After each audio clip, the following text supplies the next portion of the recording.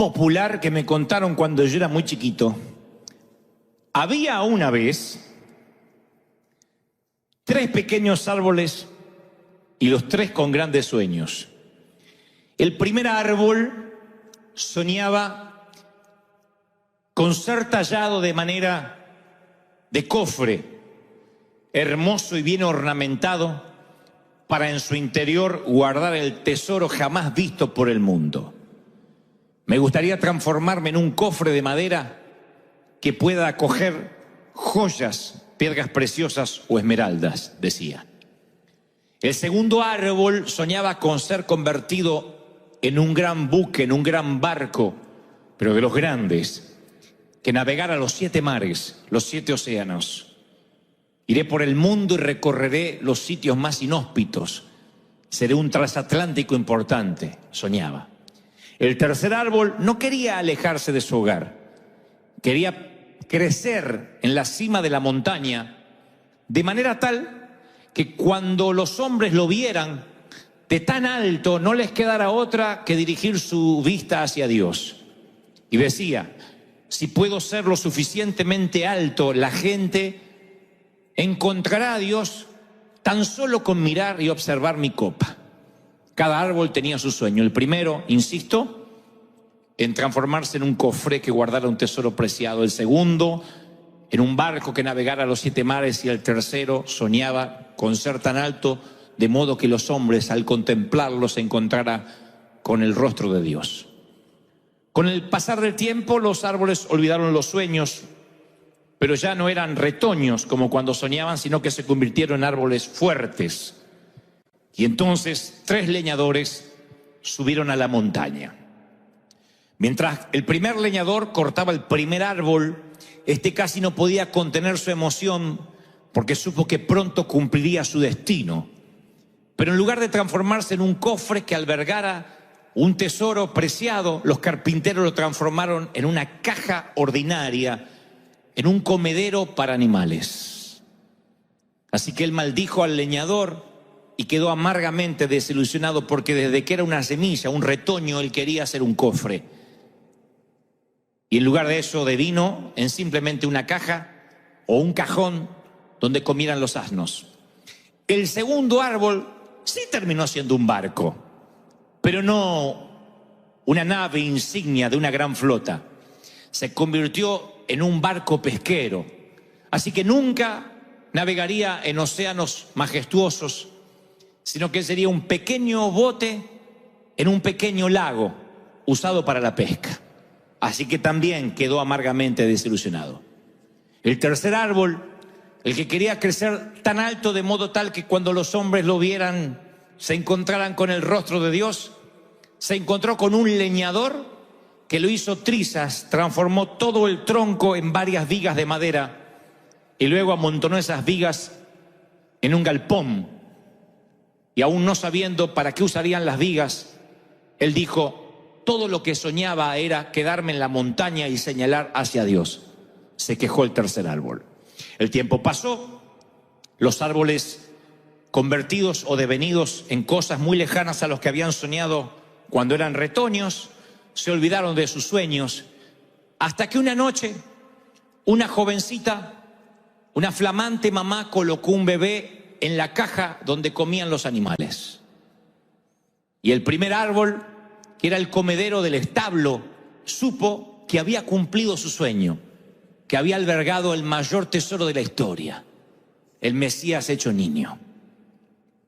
El segundo árbol estaba un día albergando a unos pescadores, era un simple bote pesquero, y un día un hombre cansado se sube al bote, se duerme encima de él, se desata una tormenta y con su orden la tormenta se calma. Viento, aquíétate, dice el extraño.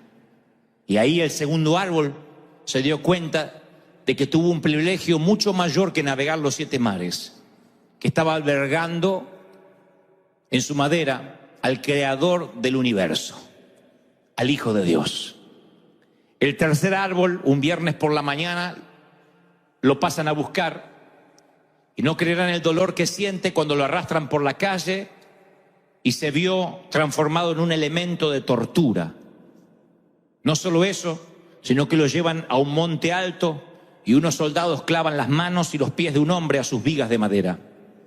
Y entonces, el domingo por la mañana, cuando la tierra tiembla y el sol sale, el árbol se para con la frente en alto, sabiendo que desde ese momento, tal como había soñado cuando retoño, ahora señalaría a la gente hacia Dios. No tenía que crecer demasiado alto en la cima del monte para que ese sueño se cumpliera, sino que simplemente al transformarse en cruz, cada vez que la gente recordara su manera, su forma en la que fue tallado y crucificado el Señor allí, se conducirían hacia Dios, tal como Él lo había soñado. Cuando recuerdo esta historia que alguna vez me contaron de chico, es una simple historia. A mí me recuerda los planes que Dios tiene para nosotros, que a veces simplemente porque somos tan torpes no podemos visualizar.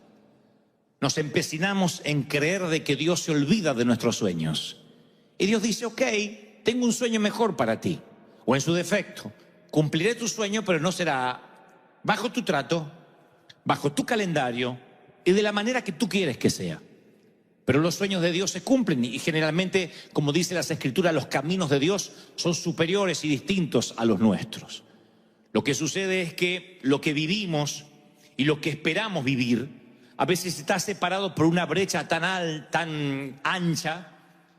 Lo que nosotros soñamos, las expectativas, se diferencian tanto de lo que nos toca vivir que pensamos que Dios nos abandonó. O en su defecto esa frase tan trillada, Dios no me ama. Si me amara no me pasaran estas cosas. Si me amara Dios me habría detenido. Me habría parado de no cometer este error. No me habría tomado esta enfermedad. No hubiese pasado por el hospital. No habría tenido que conmemorar un funeral. Pensamos que lo que nos está sucediendo es algo injusto. Y entonces hablamos con un pastor, hablamos con un rabino, hablamos con un cura y nos dice, esa es la gracia de Dios.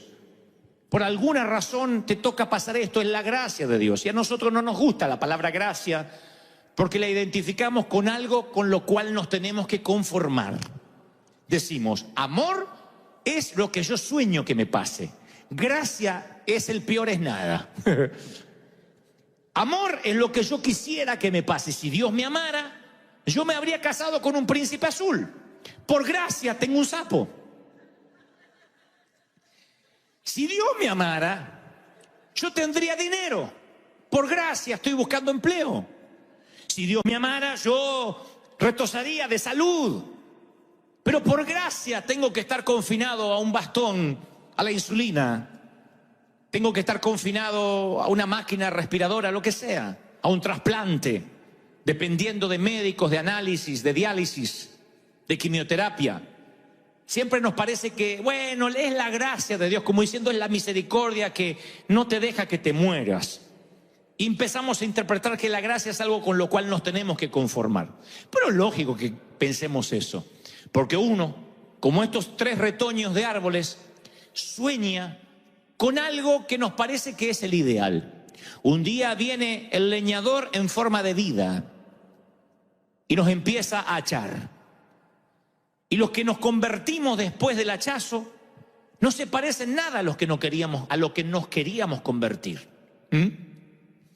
Queríamos ser ingenieros, queríamos ser astrónomos, astronautas, agrónomos.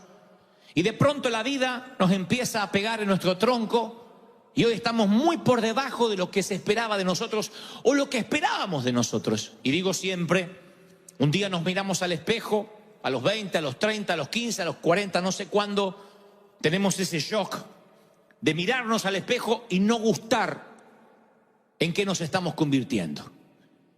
Decimos, sabes, yo no pensaba ser una mamá abandonada a los 30 años.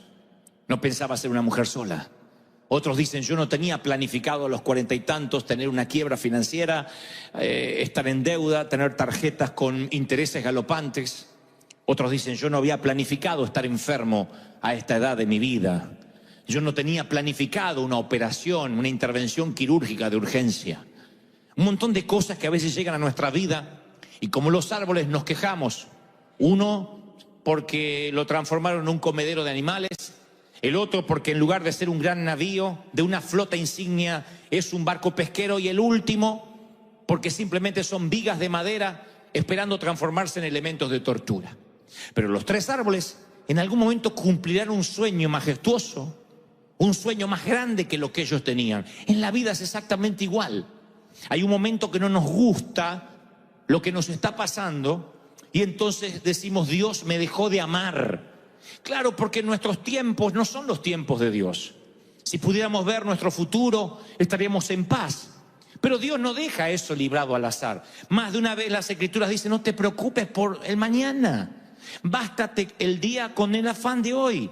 Mañana no te preocupes por lo que vas a comer, ni por lo que te vas a vestir. Lo dice como un papá. La Biblia te lo dice tal cual, con esas palabras. No es metáfora, es literal. No te preocupes por cómo te vestirás mañana.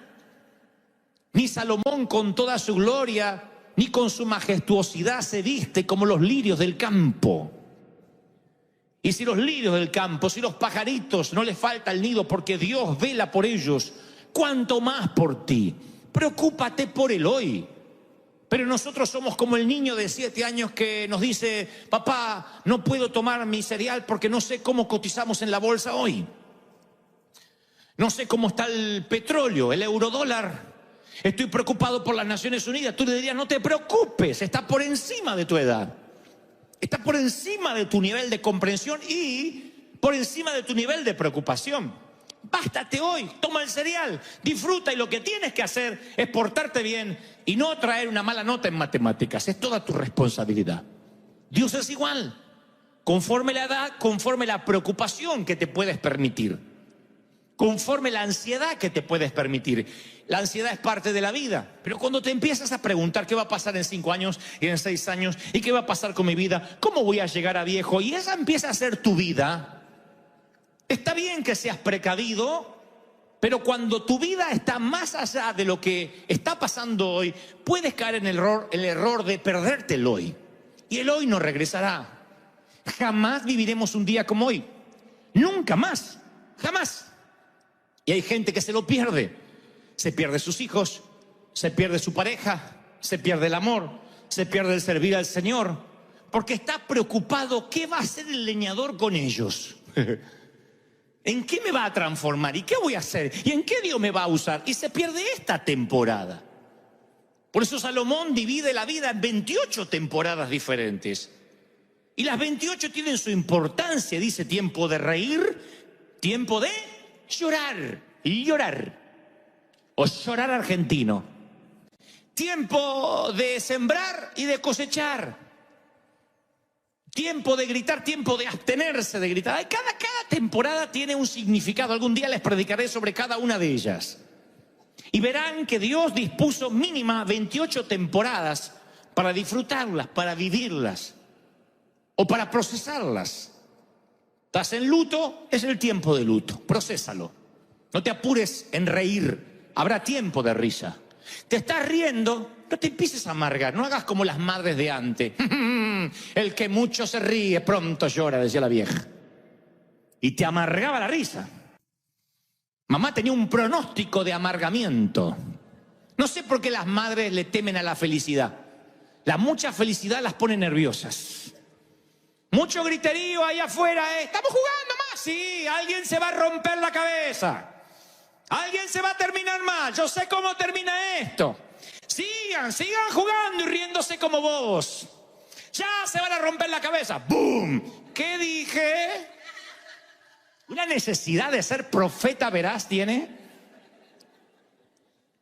Ahora, cuando esas cosas pasan, cuando esas cosas suceden, cuando nos toca una temporada y no la podemos disfrutar o no la estamos viviendo bien, nos podemos perder el presente por esperar el futuro, por esperar lo que va a pasar mañana. Y este es el día que ha hecho el Señor. Dile al que está a la derecha y a la izquierda: este es el día que ha hecho el Señor. Dile: vamos, sacúdalo, diga: este es el día. Disfruta tu día. Este es el día que ha hecho el Señor. ¡Aleluya!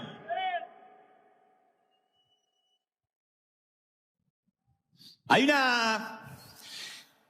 una palabra que se le agrega la palabra amor, que es la palabra incondicional. Siempre se la pega, amor incondicional. Y aun cuando se habla de el amor ágape, del amor de Dios, decimos, y Dios te ama incondicionalmente, pasa al altar. Pero en la Biblia no aparece incondicional pegado al amor de Dios. No porque el amor de Dios no lo sea. Pero al pegarlo de una manera como implícita, como que si ese amor de Dios es incondicional, podemos caer en el error de faltarle el respeto a la palabra. O sea, de no darle la importancia que se merece.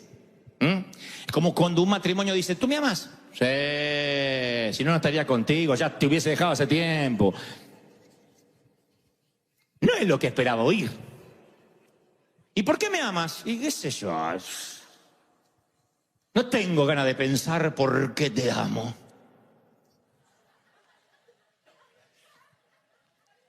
Usted no puede llamar a eso amor. Bueno, el amor incondicional de Dios a veces, amor incondicional suele hacer que pensemos que Dios te ama porque está obligado a amarte. Es incondicional, ya está. Con gusto te fulminaría, pero te ama incondicionalmente. Como un juez, por ejemplo, que firma la libertad de un preso que cumplió con su condena social. Pagó su deuda con la comunidad y entonces el juez tiene que otorgar su libertad. Pero ese juez que firma, por ejemplo, no tiene emociones involucradas en el asunto. No llega a la casa el juez después de liberar a muchos y dice, hoy liberé a otro, hoy condené a 3. No creo, lo más probable es que un juez le diga a la esposa, no hablo de trabajo aquí, bastante estrés tengo en la corte. No está involucrado emocionalmente con el preso o con el condenado. A veces pensamos que Dios es un juez similar. Bueno, está bien, por la sangre de Cristo te perdono, y si no me queda otra que amarte, ¿cómo no te voy a amar? Sin embargo, yo voy a las Escrituras y veo a Abraham, un hombre de fe. Dice Abraham, el padre de la fe. Miren el nombre que le dan al profeta, el apodo, padre de la fe. ¡Ja! Si la fe tuviese paternidad, este es el hombre, el que le da el apellido a la fe. Abraham es igual a fe. Pero voy a la vida de Abraham y para salvar su pellejo miente, no una vez sino 2, en un lapso de varios años. Para salvar su pellejo miente respecto a su mujer, entre otros errores que cometió. Sin embargo, Dios dice, es el padre de la fe. Moisés mata a un hombre, un asesino. No va a la cárcel, se esconde. No obstante, además de eso, un día desobedece a Dios públicamente.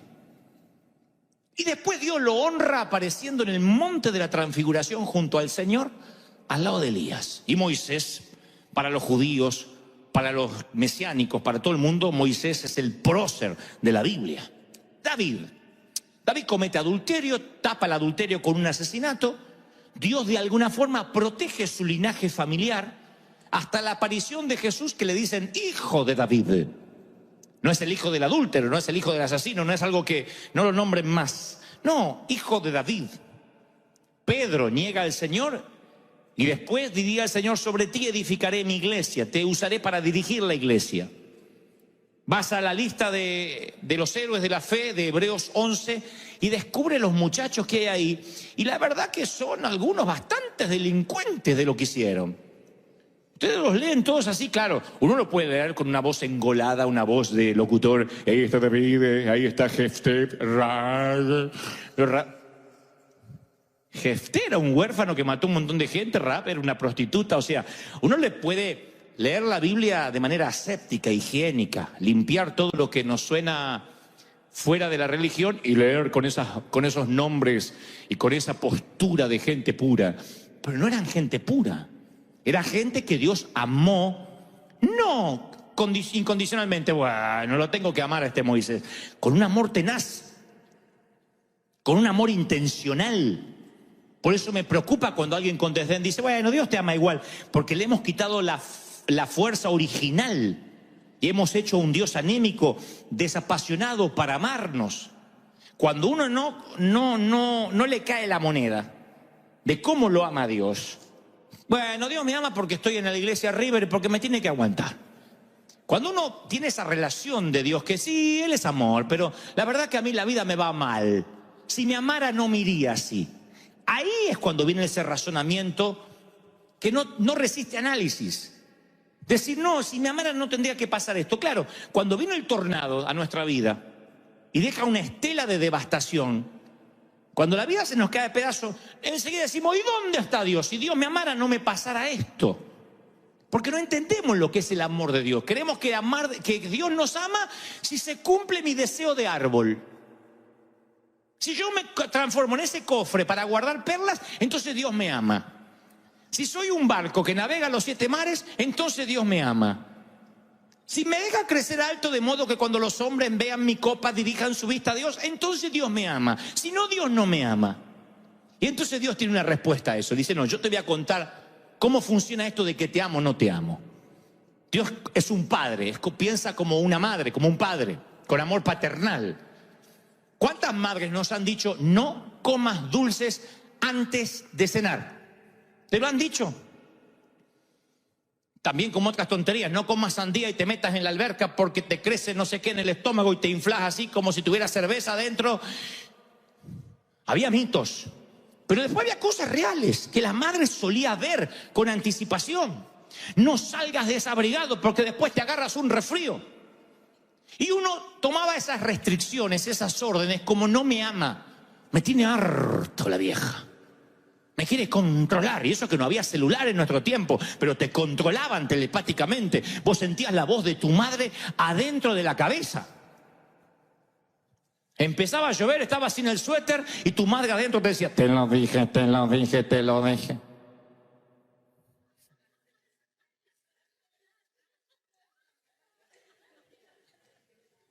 Entonces, nos cuidaban, nos protegían. Y a veces esas protecciones venían disfrazadas de penitencias, disfrazadas de chanclazos.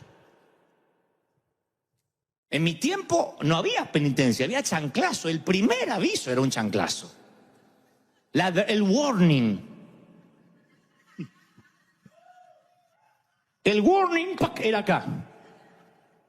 Ya la multa era en otra parte del cuerpo donde te van a ver la marca y vas a tener que pasar vergüenza. Porque ahí no las podías demandar a las viejas. Yo una vez fui con 5 dedos acá. Así, toda una mano dibujada. ¿Y ahora qué digo? Dígale, traje una mala nota y por eso tengo la mano de mamá en la cara. Va a pasar vergüenza encima. Más paso vergüenza yo. Así eran las madres de antes. Yo no lo podía entender. Ahora, ella no me odiaba. Yo sé, me consta lo que me amaba. Pero ella entendía que para poner un hombre de bien, con la psicología tal como la entendía, con la pedagogía que había en ese tiempo, había que hacer lo imposible, aunque duela. No estoy haciendo apología a golpear ni a pegar. No me saquen de contexto en los tiempos modernos. El pastor dijo que hay que dejar los dedos marcados. No, estoy contando mi experiencia. En eso entonces ni se nos ocurría pensar que era la manera en que nos estaban odiando. Mamá nos decía, me duele más a ti que a mí. Mentira, yo tenía la nalga como un mandril, pero le dolía a ella. A mí me duele más, decía. Y se iba la vieja. No, no le dolía, a mí me dolía.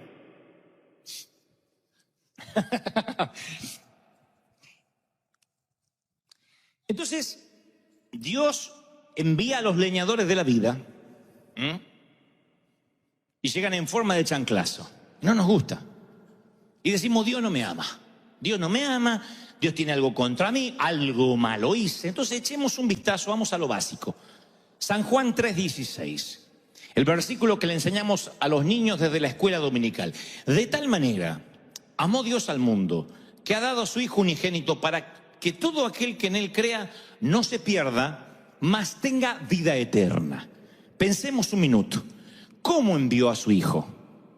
No lo envió con trineos, no lo envió vinieron con algunos alces, con algunos renos y cayó como un regalo, ni tampoco como un héroe de Marvel. ¡Oh! A salvar el mundo. No vino así. ¿Cómo lo envió? Mandó a su Hijo unigénito para que le flagelen la espalda, le arranquen las barbas, para que lo torturen, lo desnuden, para que le coloquen espinas en la cabeza, para que lo maten de a poco, para que sufra el peor dolor que un ser humano jamás soñará. Porque de tal manera te amó que dio a su hijo. Piensen, papás y mamás, ¿darían su hijo por amor a alguien? Yo puedo amarte mucho, pero me dices, ¿darías tu hijo? ¿Darían vuestro hijo, Megan, Jason, Kevin, Brian, darían alguno de sus hijos? ¿Lo pueden matar? Sí, mátenlo por amor a ti. ¿O no? En ese orden, en esa línea de pensamiento, mi amor tiene un límite. Hasta mis hijos. Después no. No podría soportar el dolor de ver que torturan, matan a mi hijo para salvarte a ti de la cárcel. Mira, estoy pagando una condena, metí la pata, pero si tu hijo se hace cargo de mi condena. Pasa que yo violé a unos menores. Y sé que si voy a la cárcel me van a violar, me van a torturar. ¿Podrías mandar a tu hijo que se haga pasar por el violador, que diga que fue él? Así yo me puedo congregar, tener una vida nueva. Lo único que tiene que decir que él estaba en el lugar del crimen. Y él que lo metan preso y lo torturen y le peguen en la cárcel. Oh, sí, porque te amo. Ahí mando mi hijo. No recita análisis. Así te ama el Señor. No es, bueno, te amo, ¿qué va a hacer? No es un amor incondicional con desdén. Te ama. Entonces, cuando la vida te golpea, cuando te pasan cosas, cuando el leñador viene y te da el chanclazo, no tengo derecho a decir, Dios no me ama a mí. ¿Qué? Después de haber mandado a su hijo, ¿estás diciendo que Dios ama menos a su hijo que a ti? ¿Que Dios ama más a él que a ti? Mandó a su hijo y ninguno de nosotros daría a su hijo por nadie. A mí me dicen, ¿mandarías a tu suegra a la cárcel para...? Bueno, de tal manera amó Dios al mundo que ha dado a su suegra.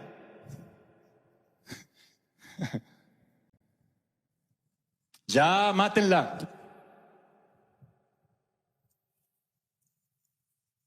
¿Un hijo? No un hijo. Quienes tenemos hijos sabemos lo que se siente por un hijo. No es el amor, ni siquiera filio, no es el amor erótico. Es un amor que no puedes definir. Las madres tienen en su vientre 9 meses gestando un hijo y ya lo aman sin conocerlo, sin saber cómo luce. Porque una ecografía no le hace justicia. Y luego lo amas. Y ese hijo es un hombre de bien o un hombre de mal, pero tú lo amas. Y Dios dice, así es mi hijo y lo di por ti. No tomes eso con desdén. No diga, bueno, Dios me soporta. Tú no tienes ni siquiera el derecho a decir, es que si Dios me amara, yo no estaría rentando. Fíjense a la luz de lo que le acabo de mostrar, de matar a un hijo por amor a ti. Decir, si Dios me amara, yo no estaría soltera. Yo creo que Dios me olvidó. Diga que Dios no nos toma en serio. Porque si Dios nos tomara en serio, es que yo no entiendo por qué se me murió mi perrita. Yo digo, Dios me está contra mí. Yo creo que Dios dice, no tienes idea lo que yo hice por ti. Cuando tú dices, realmente Dios me ama en la cruz, dice, no. ¿Cómo vas a decir que no te amo? ¿Cómo semejante sacrificio fue en vano? Y como los árboles de la fábula, la mayoría de nosotros no sabemos qué plan tiene. Lo que pasa es que la vida que estamos viviendo, claro, no se parece a la que queríamos vivir. La brecha se abre cada vez más. Y decimos, si Dios me amara, yo no sería pobre. Yo no habría perdido mi casa. Si Dios me amara, yo no tendría ese marido, esa mujer. Si Dios me amara, yo no tendría documentos. Ya llevo varios años y estoy indocumentado. ¿Ven? Dios se olvidó de mí. ¿Cómo vas a decir que Dios se olvidó de ti por un mugroso documento? Está bien, no es lo mismo ser indocumentado que ser ciudadano, pero por Dios, cuando lo comparas con la cruz, es un mugroso documento. Todo es mugroso, todo comparado con la cruz. Yo te doy mi hijo, vamos a suponer que yo soy muy bueno, más bueno que Dios, nunca va a pasar. Doy mi hijo para salvarte de la cárcel y después te veo quejándote. Ay, no, a mí Dante no me ama. Mataron a Megan, a nuestra princesa de 9 años. La mataron para sacarte de la cárcel. Yo hice que la mataran para sacarte de la cárcel. Y después te escucho decir, a mí Dante no me ama. No me ama porque el otro día no me oró. Y porque yo estoy viendo documentos y no me los trae. Me dan ganas de ahorcarte. Me costó mi hija. Quiero que entiendas cómo te ama Dios. Cuando entiendes, cuantificas cómo te ama Dios, no te alcanza la vida para adorar, la vida para agradecer. ¿Están conmigo, sí o no? Pero vienen los leñadores y enseguida dudamos. Los últimos versículos de Génesis 3 a mí siempre me ocasionaron un impacto, porque nuestros padres edénicos, Adán y Eva en el huerto pecan. Eva toma el fruto prohibido del conocimiento del bien y del mal, engañada por la serpiente, le hace comer al esposo. Conocen la historia. Dios se duele en su corazón y dijo Jehová Dios, Génesis 3:22. He aquí el hombre es como uno de nosotros. ¿A quién se lo dice Dios? Al Hijo y al Espíritu Santo, la Trinidad. Cuando habla de nosotros, están los tres en una mesa directiva y dice, he aquí el hombre ahora es como uno de nosotros, porque sabe el bien y el mal. O sea que Dios los creó, nos creó, sin el conocimiento de la maldad. Por eso no se dan cuenta que estaban desnudos, eran como animalitos en ese sentido. Había una inocencia edénica. Cuando se dan cuenta que están desnudos, es la primera alerta, el primer alerta de que ahora estaban conociendo lo que estaba mal y lo que estaba bien. Una de las cosas que no tenían ellos conocimiento, no había una parte cognitiva de su cerebro para entender lo que era la vergüenza. Ahora entienden lo que es la vergüenza, entonces Dios dice, estas emociones nuevas yo no se las di a ellos. Comieron del árbol del conocimiento del bien y del mal. Que no alargue la mano ahora y tome también del árbol de la vida y coma, porque ahí va a vivir para siempre. O sea, había un árbol del conocimiento del bien y del mal y había otro árbol de la vida. Que si comían del árbol de la vida, no iban a morir jamás. ¿Qué hizo Dios? Lo sacó del huerto para que labrase la tierra. Echó pues fuera al hombre y puso al oriente del huerto de Edén querubines y una espada encendida. No imaginen Star Wars, sino un ángel con una espada de fuego. Para todos lados, para guardar que ninguno se acercara al árbol de la vida. Yo pregunté en el primer servicio y hago el mismo interrogante. ¿Ustedes ven gracia en este versículo, gracia de Dios, amor de Dios?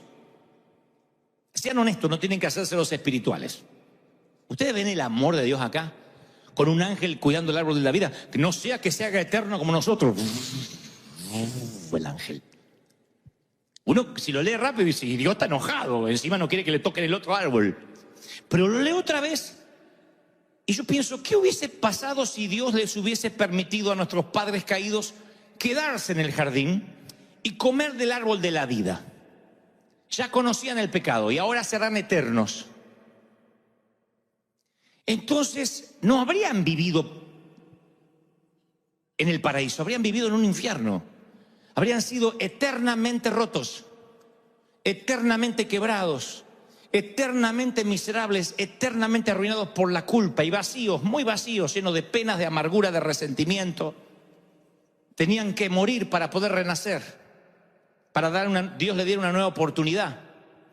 Si ahora que habían metido la pata, iban y comían del otro árbol, se iban a hacer eternamente metedores de pata. Eternamente pecadores. Y si el grano no cae a la tierra y muere, no puede llevar fruto. Lo que trato de decir, ¿puede la muerte ser un regalo de la gracia de Dios? Sí. Si no mueres, ¿cómo vas a nacer otra vez? Si no mueres, ¿cómo te encuentras con Cristo? Sin embargo, nosotros, torpes como los árboles del cuento, cuando la muerte golpea en casa, Dios me dejó, ¿por qué Dios me hace esto? Porque es un regalo de gracia, aún la muerte. No la queremos, no estamos apurados, pero cuando llega, no es que Satanás metió la cola. ¿Puede ser que la muerte sea la gracia con un disfraz? Sí. Yo le llamo gracia de Halloween, o como dice este mensaje, el título, los disfraces de la gracia. Es la misma gracia de Dios que se disfraza. A veces la gracia viene en un disfraz que no nos gusta. Los árboles vieron a la gracia llegar disfrazados de leñadores. Y el leñador que convierte a uno de los árboles en vigas y los amontona en un galpón, ese árbol convertido en vigas, que terminará siendo una cruz, maldice al leñador, no sabiendo que el leñador viene enviado por Dios, disfrazado de leñador, con un plan diferente al que tú tendrías para tu propia vida. ¿Tiene sentido lo que trato de decirte? Eso es la vida. Son disfraces. La palabra dice que es la multiforme. Pedro dice es la multiforme gracia de Dios. Multiforme. Hay versiones que dicen la gracia de Dios en sus diversas formas. Hay algunas que son conocidas. La gracia nos justificó de los pecados, dice Romanos. La gracia nos da consolación eterna. La gracia nos da esperanza, dice Pablo a los tesalonicenses. En cada caso la gracia lleva un disfraz levemente distinto. Pero la gracia no siempre tiene la apariencia que esperamos. Yo estaba en el servicio anterior, que hace muchos años me empezaron a llamar para que yo tuviera el protagónico de una novela. ¿Sí o no? Era así.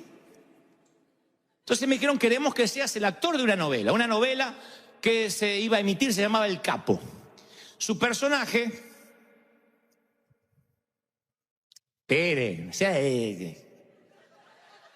el personaje lo interpretaba un actor llamado Miguel Ángel Rodríguez. Debido a su parecido con él en ese entonces, él es mayor que yo, cada vez que él hacía un flashback y pensaba en su vida anterior, él era un muchacho honesto que se vio involucrado en una red porque todos sus familiares traficaban, y esa es la historia de él, y se enamora, etcétera, etcétera. Y cada vez que él iba al pasado, yo hacía el actor de él, yo interpretaba él cuando joven.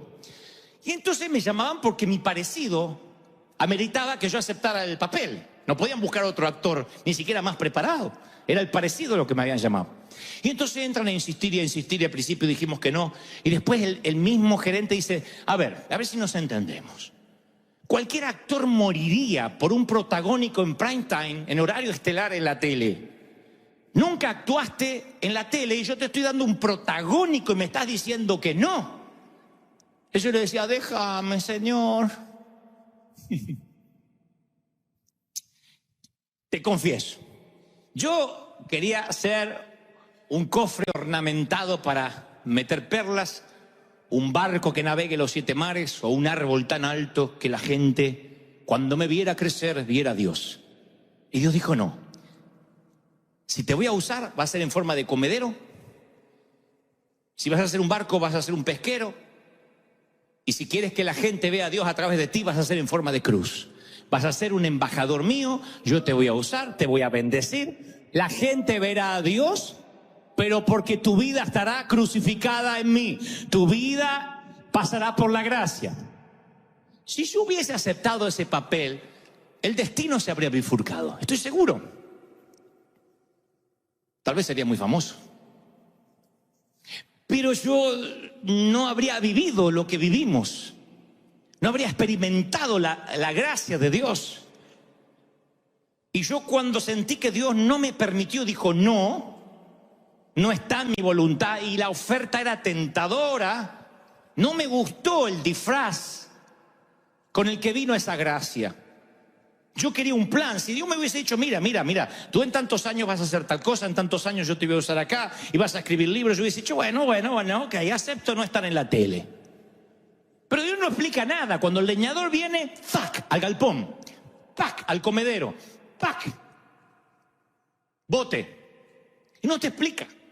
Y al no explicarte te llenas de ansiedad. Dios me abandonó, Dios no me ama. Juan dice, el Padre está lleno de gracia y de verdad. Juan 1:14. No quiso decir que a veces tiene mucha gracia y poca verdad, y a veces tiene mucha verdad y poca gracia. Él dice, Él siempre dice la verdad y Él siempre viene con gracia. Y la gracia que Él trae a veces puede lucir muy diferente entre una situación y otra. La gracia vino a la catedral de cristal en forma de quiebra, no en forma de bendición. ¿Cómo yo habría escrito la historia de nuestra iglesia si yo hubiese podido ser el autor? Yo estaría en la catedral y viene alguien y dice, oh, tengo $2 millones, no sé dónde invertirlos.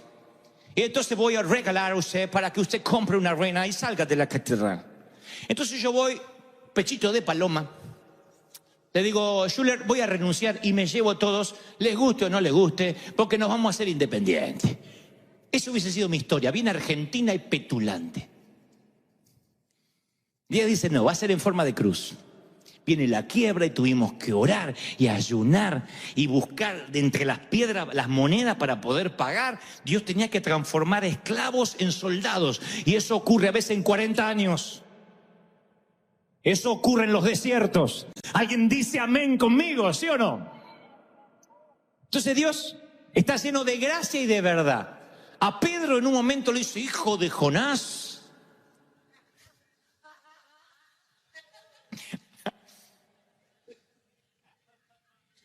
Tú esto no lo sabes por tu propia boca. No te lo ha revelado ni carne ni sangre. Y Pedro se agranda. Al tiempito después, creo que por la cronología bíblica, porque le dice, esto no te lo reveló ni carne ni sangre, se lo dice en Mateo 16, 17. Después, al poquito tiempo le dice, vete de aquí, Satanás, a Pedro. Me eres de tropiezo porque no pones la vista en las cosas de Dios. Del bendito seas, al quítate delante de mí, Satanás. Yo digo, uy, tuvo un mal día Jesús, un desfasaje hormonal. La primera frase está cubierta de gracia, la segunda no. No, son dos tipos de gracia, son dos tipos de situaciones diferentes, necesitando gracia diferente. Yo recuerdo momentos muy tiernos con mi mamá, que me decía chiquito y me tocaba la cabeza y me cosía el botón que me había caído. Y para mí eran los momentos de ternura. Y después la vieja con el chanclazo. En una me amaba y en otra me odiaba. O tengo que creer que eran diferentes tipos de gracia conforme la situación. En una necesitaba que me cosan el botón, en otra necesitaba que me dejen la nalga como un mandril. La vida, a veces vamos a sentir las correcciones. No desmayes cuando eres disciplinado con Él, porque Dios al que ama, ¿qué dice? Disciplina. Y hay cosas que nosotros entendemos por rigor. Ojalá entendiéramos por la buena. Y no me miren con cara como diciendo, yo sí entiendo por las buenas. No, porque eres como yo. Hay cosas que las entendemos con rigor. Hay cosas que se nos marcan a fuego con fuego. Y hay cosas que Dios nos habla tiernamente y la entendemos, pero cuando se trata de decisiones, cuando se trata de cambios, Dios nos tiene que mover a veces el nido. David Cho cuenta en un libro maravilloso llamado justamente Maravillosa Fe, que los pichones de águila no vuelan por sí mismos. Y las madres saben que eso ha de ocurrir, porque el nido es muy confortable. Y los pichones de águila podrían quedarse ahí hasta ser adultos. Muchos padres saben de esto. Es tan confortable el nidito que el nene con 44 no vuela. Vamos a volar, a volar.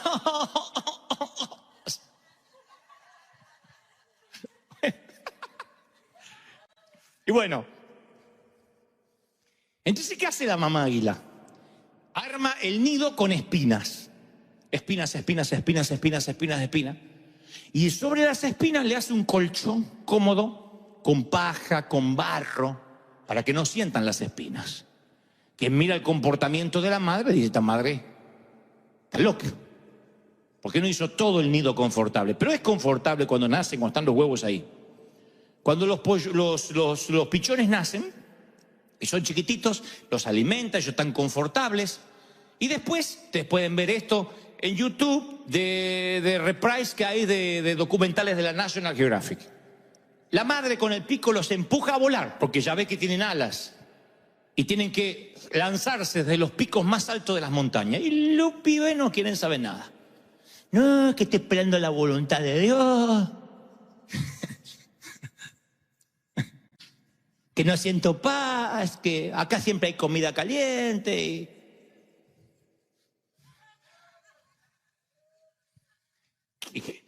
Que nos enseña en la naturaleza lo que hace la mamá águila. Saca lo confortable con el pico, saca la paja, saca el barro y se empiezan a lastimar. Y es un griterío. ¡Ah! Ustedes ven en el documental que los aguiluchos empiezan a lastimarse, se empiezan a clavar. Y tienen dos opciones, o una muerte segura o una muerte probable de tirarse a volar. Si se queda, se mueren. Alguien está hablando, Dios, que tiene que cambiar el colchón.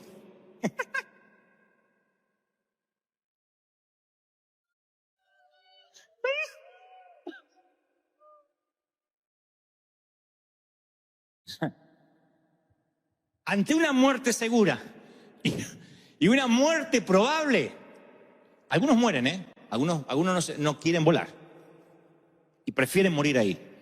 El 80%, si hay 6, por lo menos 2 o 1 mueren, el resto se larga. Y los pueden ver que no saben volar. ¡Pum! ¡Pum! Y se empiezan a pegar contra los picos, pero la necesidad de vivir hace que empiecen a planear y empiezan a volar. Y ahí descubren que son águilas.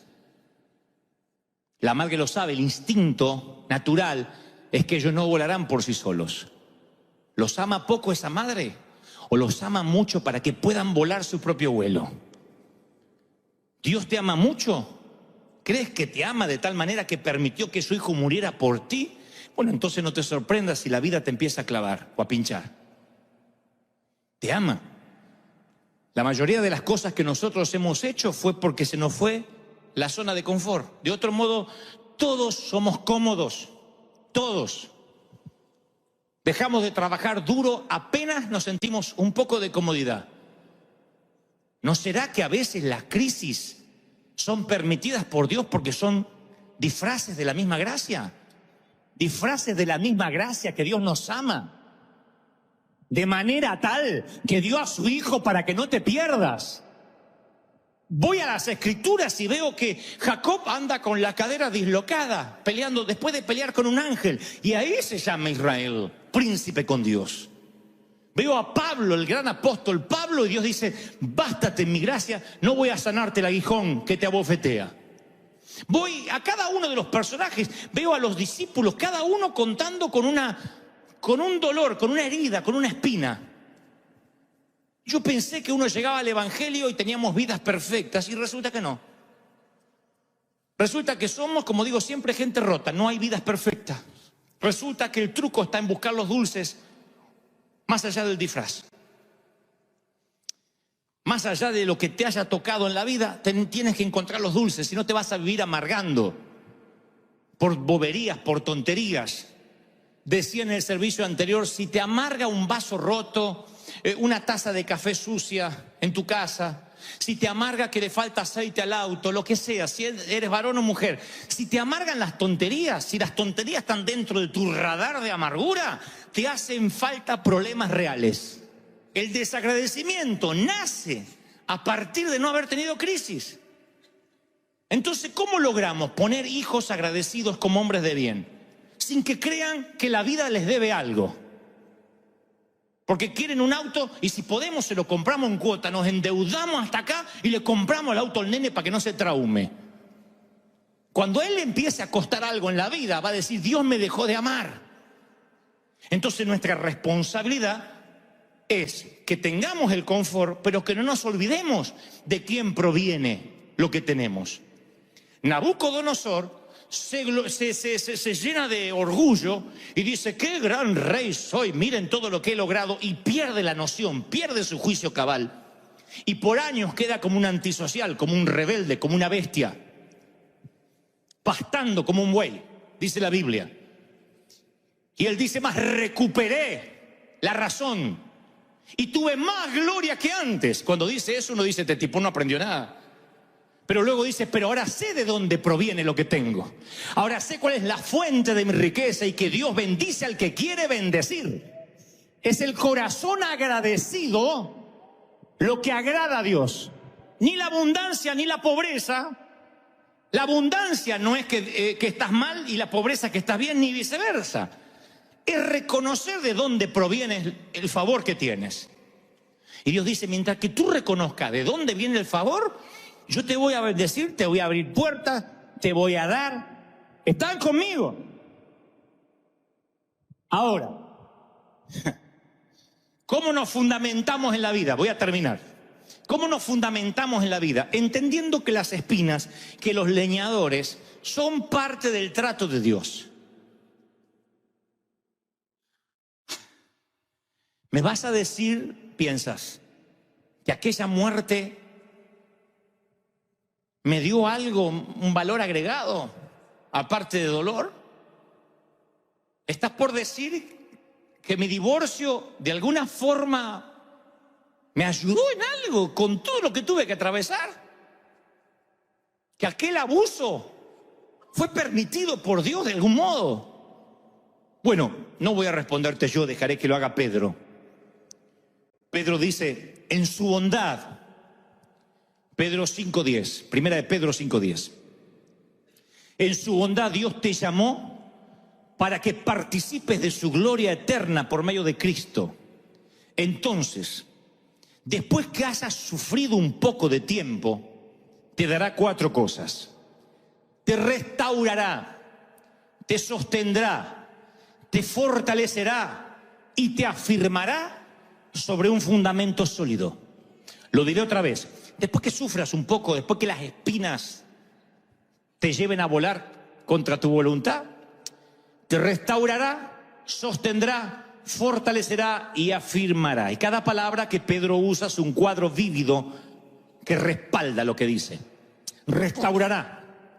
La palabra en el original griego es kartasein.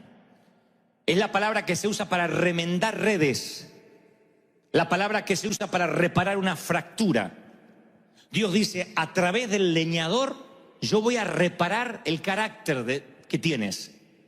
Va a remendar las heridas, las va a tapar. Se dice que el compositor inglés Sir Edward Elgar, en cierto momento escuchó a una niña cantar una de sus obras. La niña tenía un registro excepcional, una técnica casi perfecta, y él dijo lo siguiente, es una frase acuñada por muchos músicos a partir de él. Él dijo, aunque canta bellísimo, no cantará asombrosamente hasta tanto alguien o algo le rompa el corazón. Y cuando la niña se transformó en una adolescente y en una joven, se enamoró y le rompieron el corazón, su voz mejoró notablemente, porque este compositor solía decir que el sufrimiento es una circunstancia que te agrega, te añade gracia, de modo que ninguna otra cosa en la vida te la podría agregar.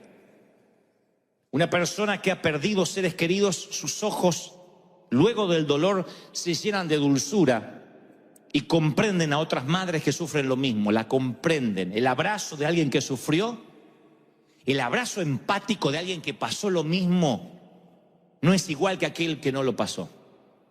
¿Has estado en un funeral?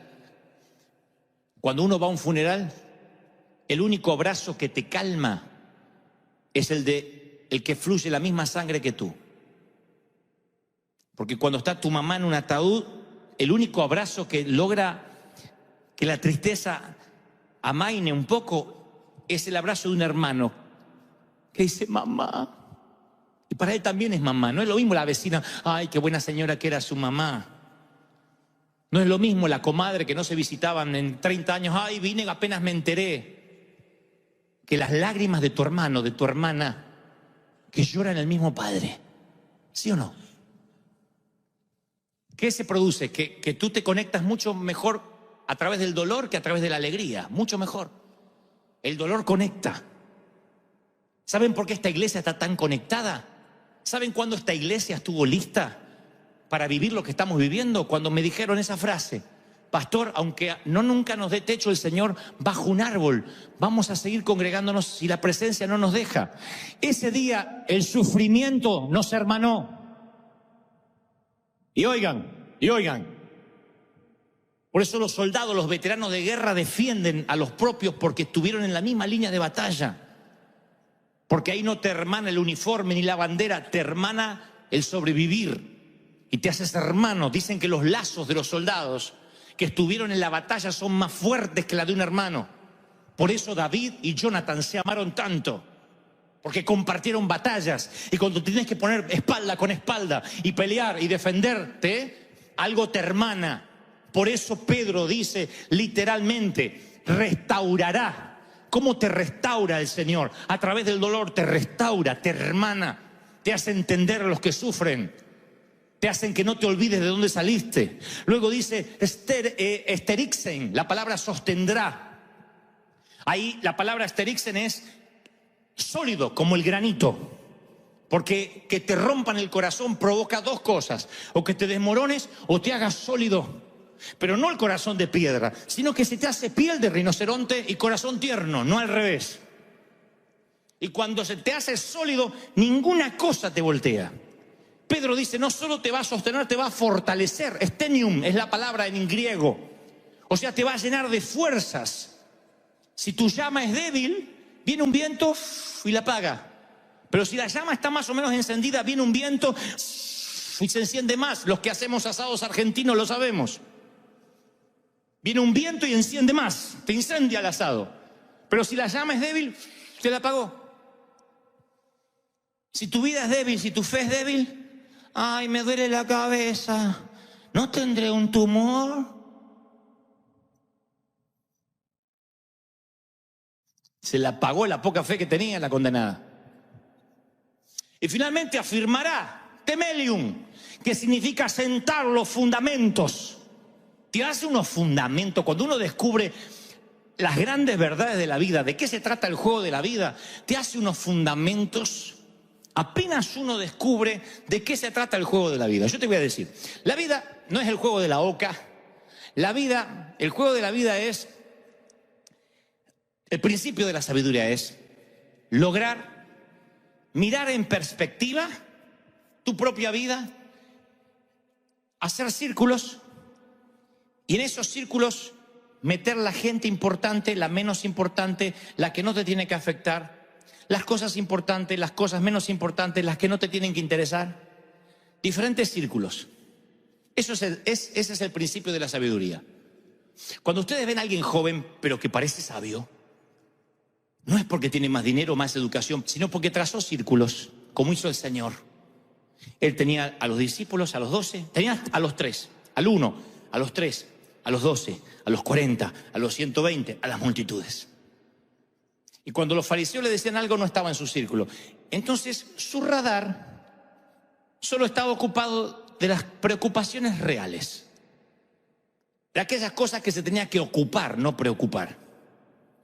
Cuando uno se preocupa, la mente se divide literalmente en lo que va a pasar, en lo que pudo haber pasado, y te pierdes el presente. El secreto de la vida, insisto, es decir, a partir de ahora mi vida es todo lo que tengo. Tengo que servir a Dios, tengo que valorar a mis hijos, tengo que amar a los míos. No me voy a preocupar por boberías. Entonces cuando los espinos, cuando la vida se pone difícil, cuando la tormenta empieza a soplar, en lugar de que te apague la llama, el pábilo, se te enciende el fuego, se te afianza la fe, porque tú tienes bien definido cómo es el juego de la vida, de qué realmente te tienes que preocupar. Y te lo digo porque yo fui un torpe gran parte de mi vida, me preocupé por tantas tonterías que hoy me importa 3 cuernos. Póngale en los mexicanos otro nombre. La iba a decir, pero va a quedar feo. Y me acuerdo que a los 20 estaba tan preocupado, a los 30, ¿qué dirán? Los pastores no me van a querer, y fíjate aquello, y mi papá no va a estar orgulloso, y lo que dijo, y lo que opinó. Tantas cosas que volaban dentro de mi radar y no me dejaban ver los verdaderos aviones. Hoy entiendo lo que realmente vale. Hoy entiendo que la gracia viene disfrazada de diferentes maneras, y el closet que tiene Dios es tan amplio que a veces uno ve esos disfraces como ataques diabólicos, o lo que es peor, que Dios quitó la mano. Y no, es Dios tratando, fortaleciendo, ayudándote. Dios dice, yo tengo una vida mejor para ti. Yo tengo sueños que ni siquiera han pasado por acá y te voy a sorprender. No, pero que yo quiero ser un cofre. ni sabes lo que vas a guardar. El Mesías va a estar allí.